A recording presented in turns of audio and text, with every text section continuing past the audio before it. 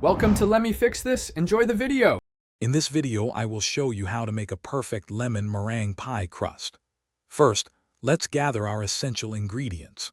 You'll need 2½ cups of all-purpose flour, 12 tablespoons of very cold unsalted butter, about 6 to 8 tablespoons of ice water, and 1 teaspoon of salt. Having your butter super cold is key for a flaky texture, so cut it into small cubes before you begin.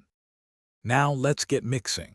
In a large bowl, whisk together your 2½ cups of flour and 1 teaspoon of salt. Next, add the 12 tablespoons of cold, cubed butter.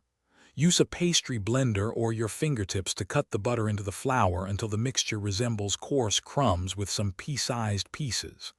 Then, slowly add the ice water, 1 tablespoon at a time, until the dough just comes together. After mixing, it's time to chill. Divide your dough into 2 equal halves and gently flatten each into a disc. Wrap each disc tightly in plastic wrap and refrigerate for at least 30 minutes. This chilling period is crucial as it allows the gluten to relax, making the dough easier to roll. Once chilled, lightly flour your work surface and roll 1 disc into a 12-inch circle. Finally, let's prepare for blind baking. Carefully transfer your rolled dough into a 9-inch pie plate, pressing it gently into the bottom and sides. Trim any excess dough and crimp the edges decoratively. Prick the bottom of the crust all over with a fork.